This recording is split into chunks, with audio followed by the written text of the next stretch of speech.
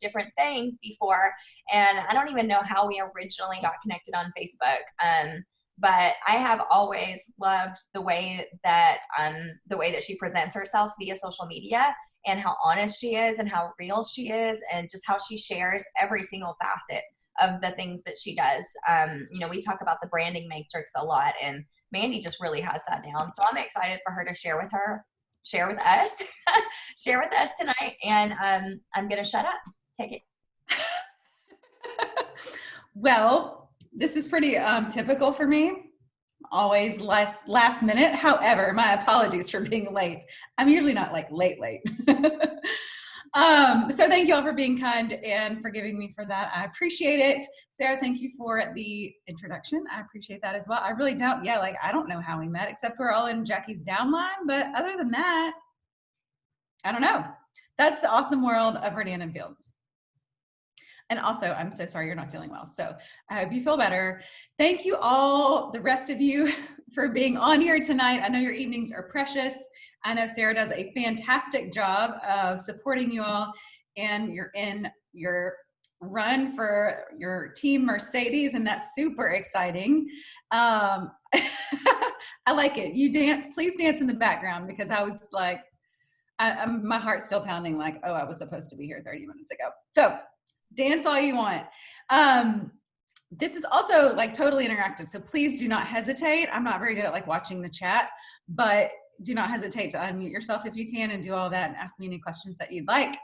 I'm going to tell you a little bit about me, and then we'll talk about social media some, because that's one of my favorite topics to talk about, because it was one I knew nothing about when I first started with Verdan and Fields. So I started with Verdan and Fields almost 7 years ago. I'm a dietitian by trade. I was full-time dietitian at the time. My kids were 2 and 4, and I was teaching yoga part-time. So brilliantly enough, I'm super type A. I mean, not type A, sorry. I'm not type A, but I'm shy and introverted. And so I've always lived that life, but I knew that there was something a little bit deeper inside. I just didn't know how to get there. So I was really kind of searching for ways to find that side of me. But also, like at the end of the day, even though my husband and I both had steady, good jobs, we were living paycheck to paycheck and not saving for the things that we thought we were going to be able to do as, married adult humans. So that is exactly why I started teaching yoga. I thought that would be a great way to make some money. Turns out yoga is fun to practice, but it is not a real big money maker, and it takes a good amount of time out of your day. And when you're working full time, you cannot do that until after hours. So I was taking more time away from my kids and also not bringing in a lot of extra money. And y'all, I'm talking about, I wanted like some extra money to buy shoes and not have to explain to my husband like why I decided I needed another pair of shoes. Yes. But because of my yoga friends, I was introduced to a friend of a friend who introduced us to Verdan and Fields. Literally, we used to do yoga every Thursday night at my friend's house, and we would drink wine afterwards. Like, this is my church group, so I apologize if I offend anyone on here, but I'm Methodist, and this is what we did. We practiced yoga together, we drank wine and hung out on Thursday nights. Well, one day she invited a Verdan and Fields girl to do makeovers and talk to us about skincare, and we didn't care because we were just going to do yoga and drink wine.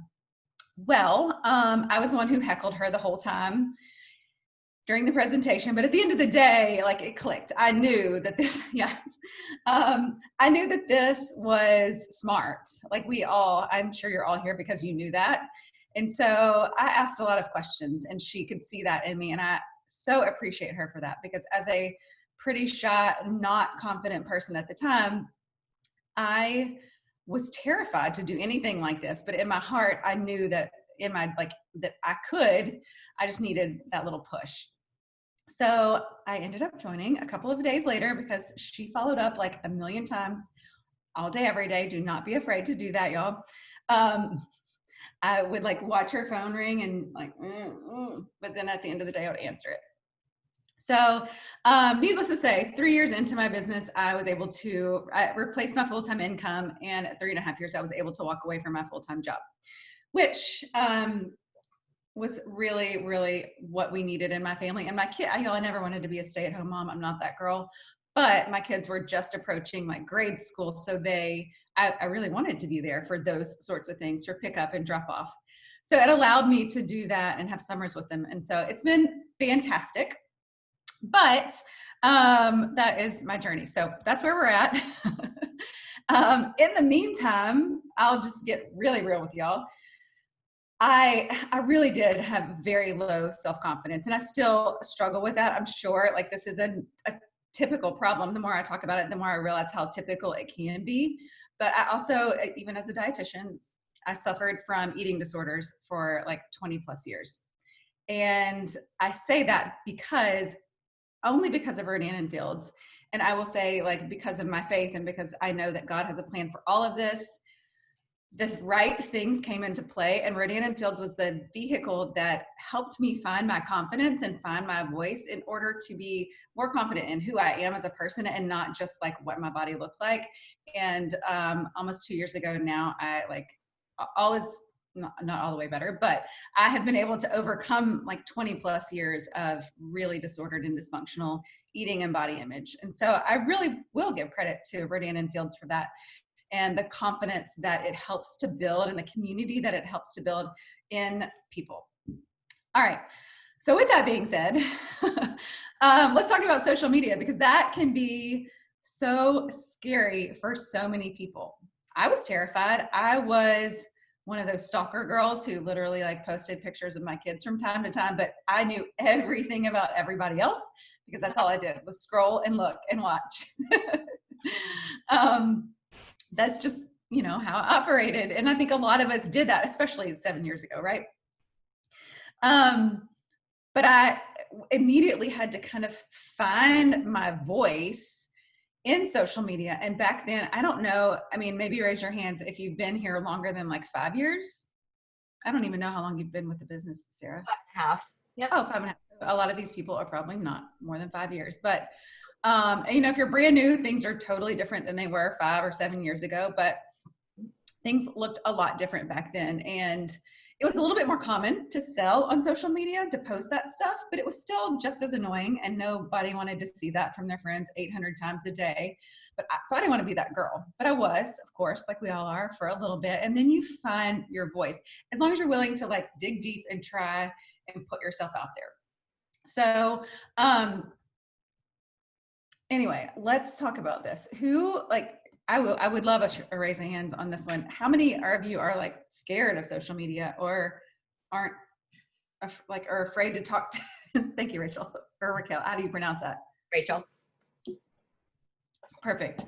I mean, a lot of people are, or we're afraid of turning our networks off, or maybe you've been in business or you've never been afraid of it, but you enroll like a new consultant who really is scared of that, and you don't know how to deal with it because you didn't experience that as a person. So I want to talk a little bit about that, but I especially have been talking about this a lot because of COVID, and then Black Lives Matter, and then protests, and then murder hornets, whatever, like all of these things, right? And because when all of that happened, even my well-seasoned consultants, very successful consultants, were terrified to post on social media about their business. And it took me a second to find my own voice again on social media. But y'all, what I've had to tell them is this is the time that we need to be louder and prouder about what we're doing. People need us more than ever right now. And that is the way that you have to walk into Facebook or Instagram every time you open the door, is that someone needs to hear what you have to say. Not everybody wants to hear what you have to say, but somebody needs it. And it's those 1 to 2, 10 people that really are the people that you're talking to. So I don't need to talk about all of the things that are happening in the world by any means, but if you noticed, I noticed this, the small boutiques in my town, the mom and pop shops, or even the well-established businesses that have been around for ages, started to get louder on social media as soon as we were quarantined. But I had consultants terrified to say a word, terrified to talk about their business, terrified to say anything. But like the smart people are doing, like, we're all online. This is our billboard. This is where we're shopping. This is what people need. They needed some normalcy. They needed to hear what regular people were doing in their regular lives, what was making you happy that day, how you were helping somebody else that day, what was still normal in the world when none of us could leave our homes. We were all socializing online. And that's what I've learned, is that this is really just like a big party that you walk into every day. And so you put your party pants on and you smile and you give it your best shot, just like you would if you were walking into that room. That's what social media really is. It's a social hangout. And so you have to treat it like that. So I don't know, am I talking to people who never were scared to post on social media during Black Lives Matter and COVID? And I don't mean to, like, I'm not saying none of that's important. It's all very important, but, were any of you scared to do that? Huh?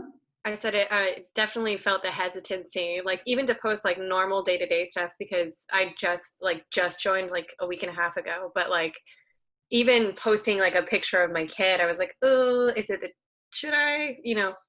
So. I know, like, oh, should I show that we're happy, like having fun? Right, outside? yeah. Yes, you should. I mean, it's funny that we really all did that, whether it was pictures of our kids or something happy that happened that day, or the business opportunity that we have, or products, because guess what? People are still washing their face. Like, I think there was a huge pause, and just to get back into it. How do you re-enter the party? Yeah, good question.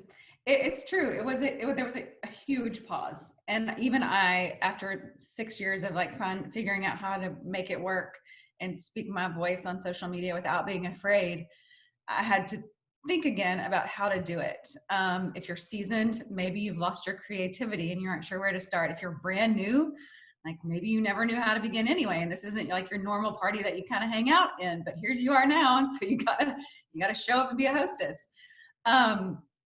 So it was a very different place, but I want you to know that this is the space for you, and this is the space for you to really speak up. And I truly believe that the things that have happened have made this a better space for us and a larger opportunity for us, because even large companies have realized that this is where a lot of, like, they can do business on here more than they ever have.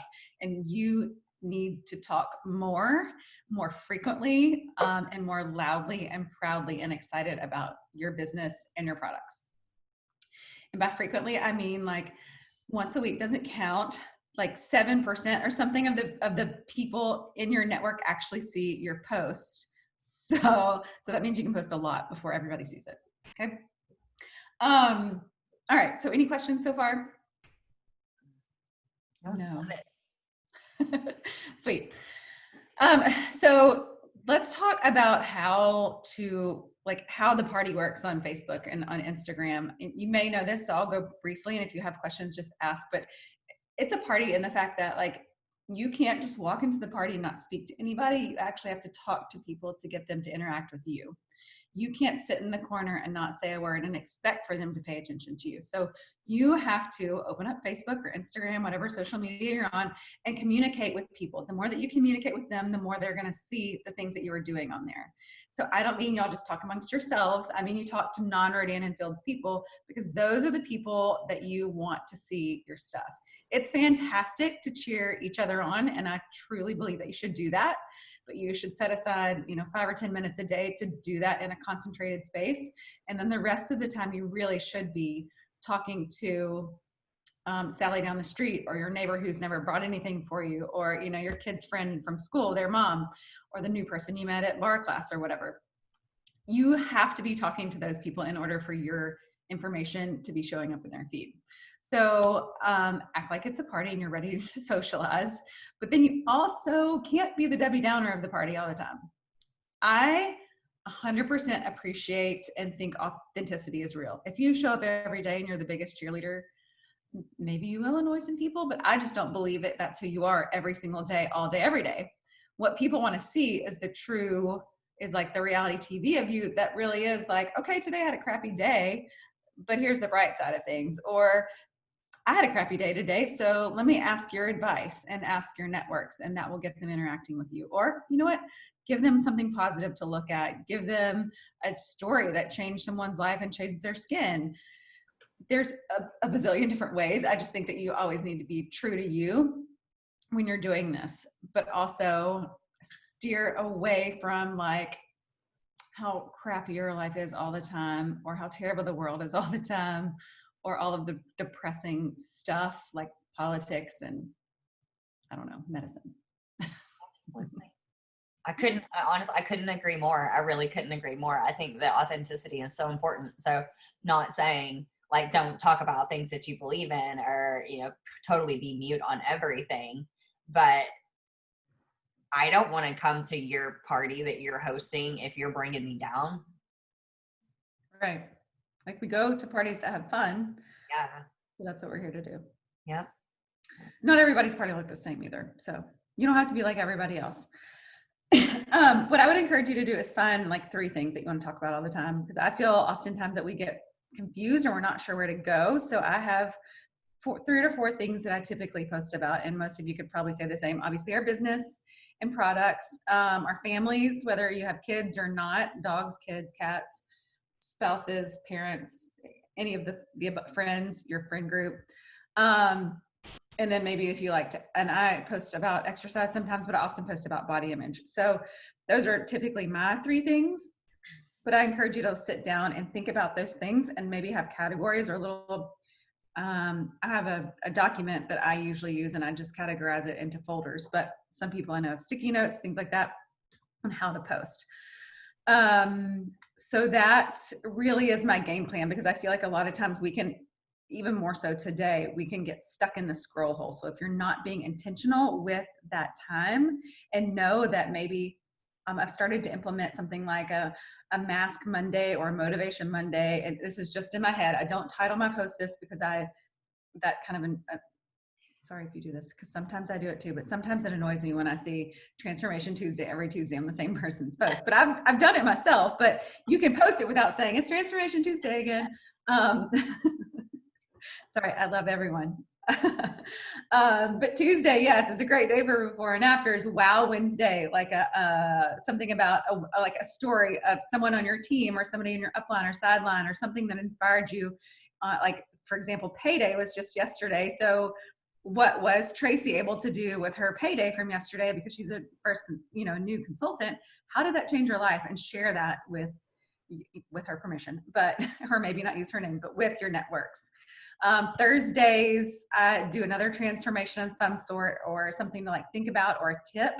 And then Friday is usually about family. And then Saturday and Sunday are typically pretty fun things, because not a lot of people are on social media anyway. So whether or not they see my message, I don't care.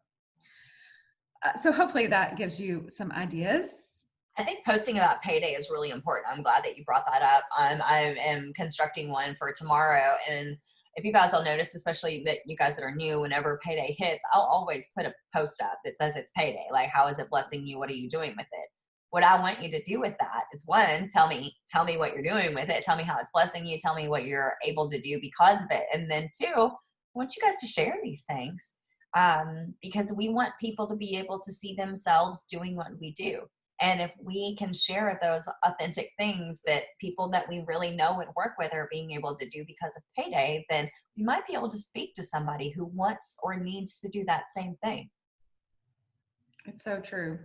I know that some people, I just had this conversation an hour ago with a consultant on my team who she earned a large bonus of an incentive we were giving, and she had a great, like, her best paycheck ever, and she deserved all of that. But sometimes it's hard to talk about those kind of things, or you've seen, in her case, she'd seen so many from another company post about this, and it annoyed her.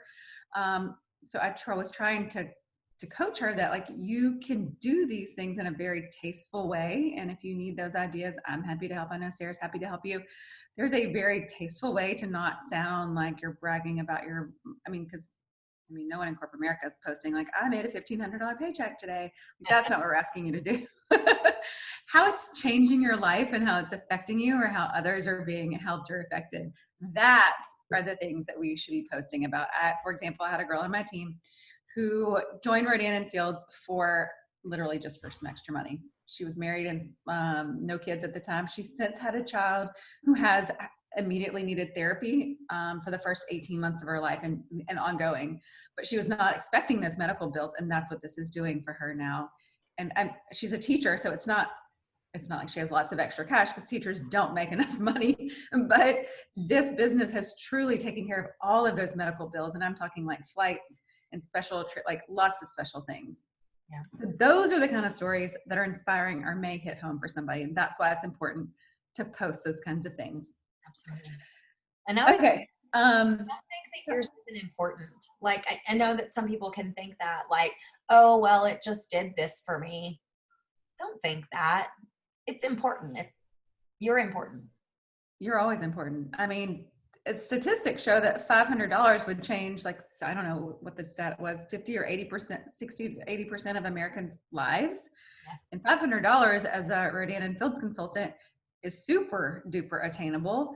And I know some of us might think $500, like that doesn't matter to people. That's not, a $30,000 bonus. Well, no, it's not, but it makes a huge difference in people's lives to be able to pay your mortgage or pay a car payment, or it's back to school time, buy all your kids' school supplies. There are plenty of people who really struggle this time of year because of that. And you could be the person who shows them that it's possible in reasonable amounts of flexible time. All right. Yeah. Any questions? Any thing you want me to talk about? Yeah.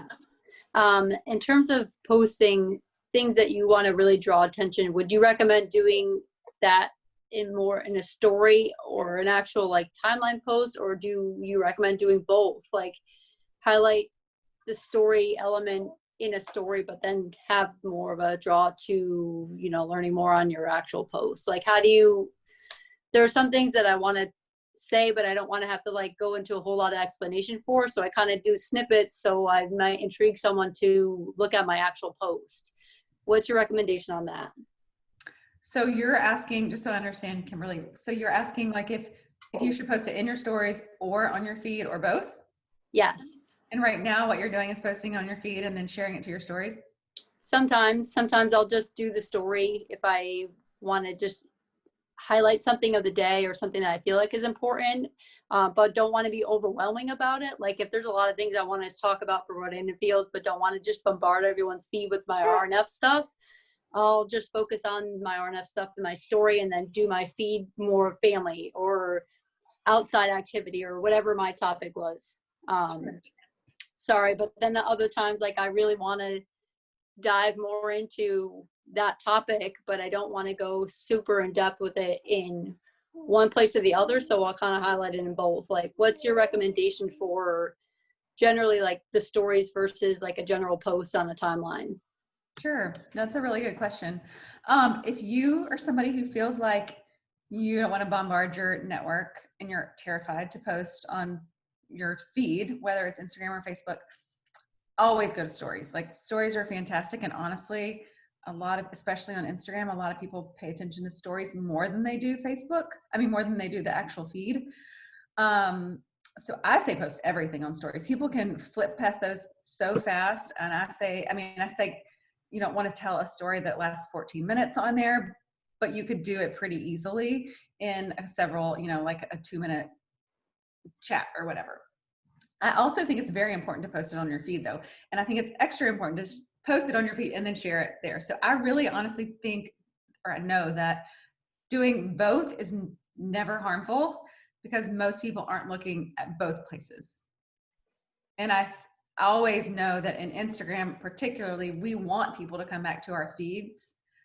And so sharing something from your feed onto your story is one of the biggest ways to get them to do that and to dive a little bit deeper without you talking to them for 14 minutes to try to get your point across. I don't think I answered that really well, but what I think you're doing is probably what you should be doing. I don't think I don't think you're oversharing too much. And as long as on your stories, you're not only sharing about Rodan and Fields, but you're also throwing life in there or funny memes in there or whatever, something in there daily, then I think it's fun. Cool. What about your, what would your recommendation be for having the same post for Instagram and Facebook? Or do you recommend doing a little bit of both slightly differently? If you have the time and the brain space to do slightly differently, that's always good, but sometimes you just don't. So don't skip it if you don't. um, I say you do what you can handle at the moment. Ideally, yes, it would be fantastic if you posted and you tweaked it a little bit. You could talk about the same topic and tweak it a little bit because, you know, in Instagram, sometimes maybe for you it works and it's different for everyone. So I can't tell you like the happy place. I wish I could, but sometimes people love to read novels on there. Sometimes they don't. Sometimes they do on Facebook. So I think it's important to do both. Sometimes I'll mix the picture up, or sometimes I'll post one-on-one one day and then I'll wait a couple of days and post the same exact post on Facebook 3 days later. And I do that a lot because I don't want to recreate the wheel. But all you really need to do is tweak a little bit of language or change the picture and you could post them. I posted the same exact thing on both yesterday. So because I didn't have, my brain wasn't working and that's all I had. But you probably have very different followers on both places. I think it's fun. Did that help answer your question? It was Yes, thank you. Sorry. No, it's okay. It was a pretty big answer, but what you're doing is not wrong. Okay, cool. Anybody else? I couldn't agree more that do what you can where you are. And there's a podcast that a few of us had listened to a while back, and she was talking about, I think I told you, she was talking about like B- work or like B+ work, like just get it done. Because if you're so busy wondering whether or not that you should do this or that or this or that, should it go there? Should I say this? Should there be spaces? Should I change the font? And then you never get anything up there, and then nobody sees anything, and it really doesn't matter. It doesn't. You're right. I get caught up in that very much, like, oh, I don't know what to say, or maybe I didn't do that right, or I don't know if I should post this or this, and then I end up doing nothing, and that is a total waste of my brain space because I did nothing because of it. So you just need to do it. You can always delete it. You can always delete it. If you hate it tomorrow, just delete it. Oftentimes I will do that on my Instagram feed and my Facebook feed. Like, for example, when we had the Memorial Day sale, we probably all posted 1 million times, or at least a few times, and sales can be annoying sometimes. And I don't want people to see that forever because maybe that sale went away and then someone's going to be like, well, I missed the sale. What can I get? After it's done, over and done, I will go back and delete those posts to clean up my feed a little bit. Anybody else? I can quickly go through like a couple of different things that usually people get stuck on social media and kind of debunk those myths if you want me to. Love that. Okay.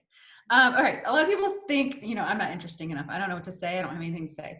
Well, you decided that for yourself. No one else thinks that. You have friends, you have family who love you, and they would love to hear what you have to say. So that is truly something I'm going to tell you to get over. And because you're worth it. You're interesting to someone, but you're never interesting to everyone. I'm not, Sarah's not, no, none of us are. Like, we're just not.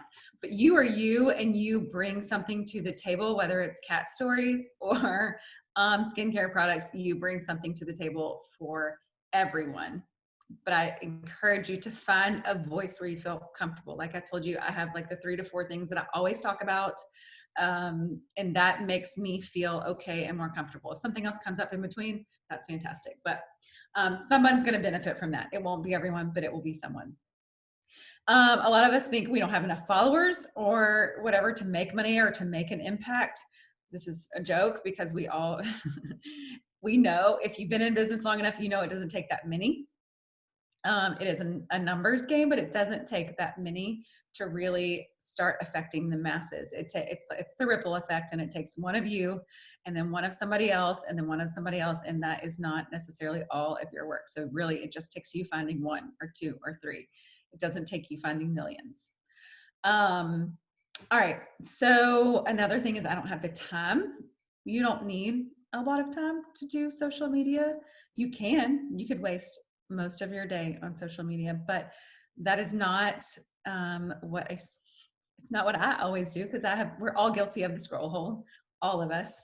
But when we're being smart business owners, we spend like 30 minutes a day, or maybe you do 30 minutes in the morning and 30 minutes at night. I think it's important to be on social media more than once a day. Check in the morning, check in at lunch, check in at night, at least. And if you work those hours, you need to adjust, but plan, organize, and do the work that you need to do on there. Make a post and be done. A lot of us don't want to bother our friends. And I've said this before, but you're sharing something. You're not making anybody do anything. You're not, they get to choose whether they listen to you or follow you or are your friend. So they can choose to leave if they don't want to see it, but only like 7% even see what you're doing. So if you're not talking enough on there and often enough and consistently enough, again, it's a party. Facebook loves it when you're consistent. Instagram loves it when you're consistent, and they will constantly show you to your friends. If you're not consistent, then even less people will see you. So the other thing is, like, if you don't want to bother your friends, you're crazy, because your friends want to know about the best restaurant that you just tried, or the new pair of, I don't know, jogging pants that you just got. Like, they want to know that stuff. So tell them about it. They also want to know why your skin looks so good or why your lashes are so long. Tell them about it. Any good friend tells their friends about these kinds of things, right? All right. And the other thing is that people, what we tell ourselves is, oh, people know what I do, or they'd ask me if they wanted to learn more about what I want to do, or they don't care what I really do. No, they do. They do, and they want you to show them how you do it. They want to know that you can coach them how to do it. They want to know that they can follow a leader. So if you're a team of 1, or if you're a team of 101 or 1,001, whatever it is, you are a leader and you get to show that to people. People join leaders, and the right people who are coachable will join you when you act like a leader. You have the resources, you have Sarah, you have uplines and sidelines and all of Vernon and Fields to pull from. So do not be afraid of that, but act like a leader, even if you have to close your eyes and like make up a post and just like post it, sleep on it. If you still want to delete it the next day, that is fine. But you deserve this, and you are starting a path to success. And if people can see you doing that, they will follow you. Make sense? All right. Is there any? No, I saw some chats. All right. Does anyone else have any questions? That was like I kind of went off on a tangent, but I could talk about all the technicalities of social media all day long. I think that's a good tangent. Talk about, Sarah. I think it's a good tangent. It's funny. One of the books I'm reading right now is the 21 Irrefutable Laws of Leadership. And it is just so interesting. If you guys haven't read that book, read it. What you just brought up last is so interesting, because people don't think that it's funny how you don't think that you're a leader. And then it's what does it look like? What do you think being a leader is supposed to be? Leaders, anybody that influences someone at any second of any day. You can decide that you want to be a leader in any space. It doesn't matter. And social media is so important for that. I mean, that's the first place that you can step up. People want to join confident people. People want to join excited people. And even if your fingers are shaking, you can still come across as confident. How cool is that? It's so true. When I am feeling confident and posting more confidently, more people are reaching out to me without me having to reach out to them. In a heartbeat, it's an instantaneous change. That's a really great point. Attracted to that. No. Go ahead. Go. They're attracted to that. I had somebody tell me the other day that they thought other people would be intimidated by that.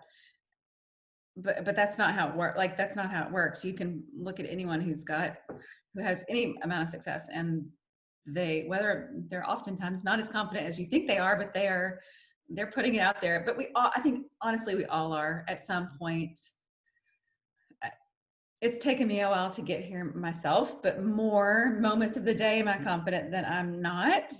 It used to be the opposite, but we all have those moments. And so I think we should capture those moments, because people do want you and need you for that.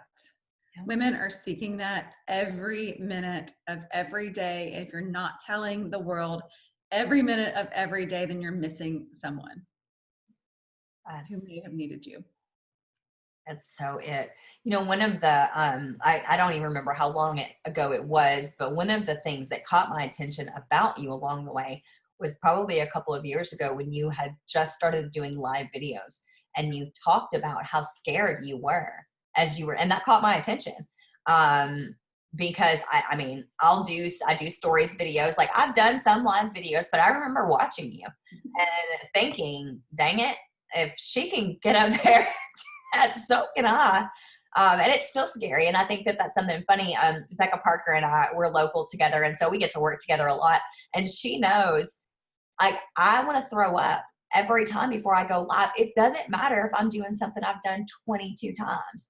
I pee 18 times. I pace back and forth. I'm a wreck. Oh, I mean, I have like sweat marks like down to here.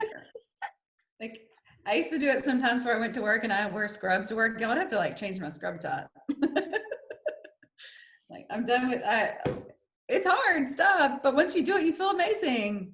Yeah. Like it's a little boost of confidence to step out of your comfort zone and do something that you were terrified of. Even if you think it was crap, like to know that you did it. You can always delete it, but I don't think you should.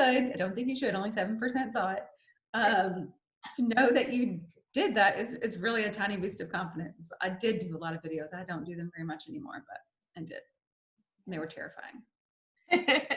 It was fun. People would come to me and be like, I just think you're so like, y'all in high school, I didn't talk to anybody. I mean, I had like a tiny group of friends, but most people I just like smiled and waved and was nice to. And they would all, and I live in the town that I grew up in now. And like, they're like, I mean, you were just so like, I just love watching your journey. And I'm like, what you don't know. I mean, it's funny, but people notice that kind of stuff. They do. Yeah. In a good way, in a really good way. Yeah. And you talked about people coming to you. And one of the things that you said in the beginning was, you know, about consistency and how social media rewards that. And here's the thing, not only does social media reward the consistency, they'll show you more and things of that nature. But, you know, when you first start your business, it's like, oh, why aren't more people coming to me? First of all, you just showed up. You know? So second of all, that's not really the way it happens a lot. But what will happen is over months, over years, when you are consistent, people can trust you. People know, like, and trust you. They know that you're in this for the long haul. They know that you take it seriously, and they feel more comfortable reaching out to you and asking the question. Because so many people will just see your post. It's a great post, but nobody's commenting on it, you know, except for your RF sisters and stuff. But they read it, and when you gain their trust, then they just might ask you a question. So don't stop. It's so true. I see so many consultants start kind of gangbusters, or what they feel like is gangbusters, and 2 months in, they're like, no one's commenting on my post, and then they start ghosting me, and they're just done. And it's true. Like I have had, and I know y'all, some of you can say this, I've had people who watched me for 5 and 6 years before they were like, okay, hey, I'm like, and I didn't reach out to them necessarily, or maybe I did 5 years ago, but like, my bad, I didn't do it for the last 4 years, but they reached out to me because I am consistent. No one believes, because network marketing is one of those things that you can like hang up, start, put down. A lot of people have joined 13 other companies, or they do this one for the discount, or this one because it's a hobby, and this one because they want the workouts. So I even have a girl on my team, her sister just told her, I'm not buying from you until like I know that you're serious about this. I'm already a PC of somebody else. For 3 months, she held out until this girl like proved herself, and she's because that's what people are doing. Like this business, truly, if you know the stats, most people don't do anything in this business because they give up before they even get started. So that's what people are waiting for. They're waiting to see if you're going to be that girl. I've also gotten a lot of customers that are like, my consultant left and I don't know, my friend doesn't do this anymore, and I know that you take this seriously. Can you help me? I've gotten that comment. I mean, they're not coming to me in flocks, y'all, I promise you. But the ones who do come to me, that's what they say. They say, I know, I can see that you do this. Or I see that this is important to you. And I know that you've been doing this a long time. Can you do this for me? Yeah. So it's worth it. Hang in there. Still, only sometimes consultants comment on my post, and it's okay. People are watching. You guys have questions for Mandy? I have a question. What are some of your first people that join your team? Like, how did you get people to join your team? Like, some of your first ones. Like, that's what I'm striving for. I've just been in it for 2 months, and I'm just striving to get people to join the team. I mean, I know you post and all that kind of stuff, but like, what was some of your first things that you did to get people to join your team? Well, we're in COVID, but the first thing I did was have a business launch at my house. I don't host parties, y'all. I hate them more than anything in life. I'm not a hostess. I love to go to parties, but I hate to host them. But I did it because that's what my sponsor told me to do. And random people, I invited like 60 or 70 people because she told me to. And it was way out of my like 3 people comfort zone. And those 3 people didn't come except for my mom. But then like I had like 3 or 4 other people came, and one of them ended up joining me in business. Totally random. She has since quit and rejoined again. So, you just never know. But that was the very first thing I did, was launch my business, because it's like social media is your storefront these days, because we aren't able to necessarily congregate the way that we're used to.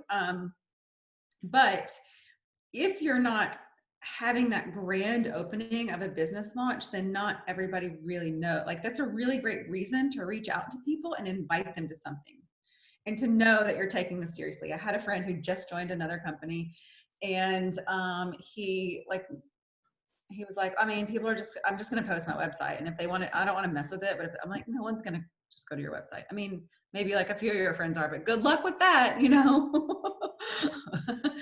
It's not going to happen. That doesn't happen unless your name's, Starbucks or Lululemon. Like, it just doesn't happen that way. So I had a business launch. I reached out to lots and lots and lots of people with excitement, even though I was terrified, with fake confidence and sometimes fake excitement.